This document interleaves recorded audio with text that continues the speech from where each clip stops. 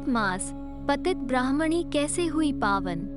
कार्तिक मास श्री विष्णु का विशेष प्रिय मास है और पुराणों के अनुसार इस मास में किए गए व्रत और दान का फल अक्षय होता है। बड़े से बड़े पाप से भी मुक्त कराता है। कार्तिक मास में किया गया यह व्रत कार्तिक व्रत का फल ही था, जिसने एक पतित ब्राह्मणी के सभी पापों को नष्ट करते हुए उसे स्वर्ग में स्थान दिलाया। आइए जानते हैं संक्षिप्त स्कंद पुराण के कार्तिक व्रत से जुड़ी यह कथा। इस कथा की शुरुआत करने से पहले आप हमारे चैनल को लाइक और सब्सक्राइब जरूर करें। एक समय की बात है, द्रविड़ देश में एक ब्राह्मण था। उन ब्राह्मण देव का नाम था बुद्ध।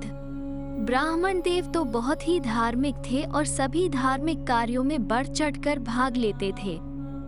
पर बुद्ध यानी ब्राह्मण की पत्नी बहुत दुष्टा और दुराचारी थी।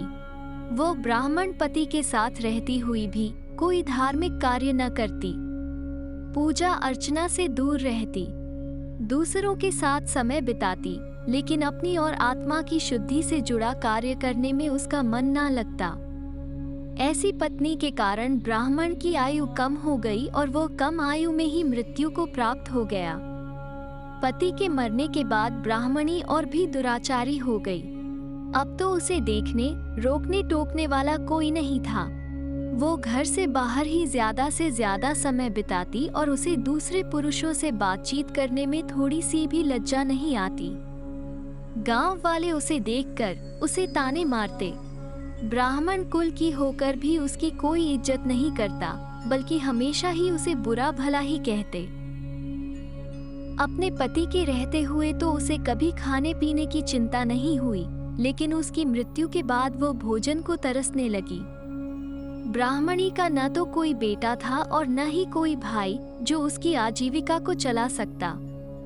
अब ऐसे में वो कुछ कर नहीं सकती थी, सो वो हमेशा ही भीख में मिला बासी भोजन ही करती। इतने बुरे समय में भी उसे समझ नहीं आई और न ही उसने अपने कर्मों को बेहतर बनाने की कोशिश की। वो अपने घर का काम तो नहीं करती, लेकिन वो दूसरे के घर रसोई बनाती और वहीं से जो कुछ उसे बचा हुआ सामान मिलता उसे ही वो खाती। ब्राह्मणी होने के बावजूद वो अपने घर शुद्ध भोजन नहीं करती। केवल इतना ही नहीं, वो भजन कीर्तन संध्या आदि से भी दूर रहती थी और यूं ही बर्बरता का जीवन वो व्यतीत करती।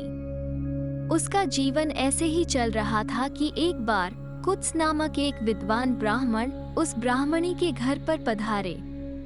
उस नारी का आचार व्यवहार को ब्रह्मर्षि से देखा न गया। उन्होंने ब्राह्मणी के घर के बाहर ही खड़े रहकर उसे कहा कि तू मूर्ख नारी है जो पंचभूतों से बने इस शरीर से इतना लगाव कर रही है। शरीर तो पानी के एक बुलबुले की भांति होता है, इसलिए इसका मोह नहीं करना चाहिए। कुछ ब्राह्मण ने ब्राह्मणी को कहा कि देह को ही सत्य मान लेने वाली तुम्हें भगवान विष्णु की शरण में जाना चाहिए। अब तक जो तुमने अपने जीवन में गलतियां की हैं, उनकी भरपाई तो नहीं की जा सकती, लेकिन आगे अपने जीवन को सुधारने के लिए तुम भगवान विष्णु की विभिन्न लीलाओं की कथा को सुनो और दिन भर उनका चिंतन किया करो। साथ ही जब भी कार्तिक मास आए तो भगवान श्रीहरि को याद कर स्नान, दान, दीपदान आदि करना चाहिए। कार्तिक मास का यह व्रत विधवा और सुहागिन दोनों ही कर सकते हैं। ब्राह्मणी को कार्तिक मास के व्रत, स्नान, दान आदि के बारे में बताकर कुछ ब्राह्मण उसके घर से आगे चले गए। ब्राह्मण के मुंह से जीवन की सार्थकता को सुनकर ब्राह्मणी को अपने किए का पश्चाताप होने लगा। वो सोचने लगी कि एक ब्राह्मण पति के होते हुए उसने कितना बुरा आचरण अपना रखा था और स्वयं एक ब्राह्मणी होते हुए उसने अच्छे बुरे का ध्यान नहीं रखा, बल्कि दूसरों के घर रसोई बनाई और भीख में मिला बासी भोजन किया। अब उसने तय किया कि वो अपनी गलतियों को और नहीं दोहराएगी। अपने जीवन को सफल बनाने और श्रीहरि की कृपा पाने के लिए ब्राह्मणी ने जैसे ही कार्तिक मास आया तो उसने पूरे विधि विधान का ध्यान रखा। श्री विष्णु को प्रिय इस मास में वो प्रातः सूर्योदय काल में उठकर स्नान और दीपदान किया करती। पूरा दिन उनका ही नाम जपती और जब भी समय मिलता तो श्रीहरि की लीलाओं को विद्वानों के मुख से सुनती भी। कुछ समय बाद उस ब्राह्मणी की भी मृत्यु हो गई। मृत्यु के बाद उसे कार्तिक मास में किए दीपदान का फल प्राप्त हुआ। उसे लेने एक दिव्य विमान आया, जिसमें बैठकर वो स्वर्ग को चली गई और साथ उसे मुक्ति भी मिल गई। कहते हैं कि जो भी कार्तिक मास में किए गए दीपदान की यह कथा सुनता है, उसे भी मोक्ष प्राप्त होता है। ओम नमः शिवाय।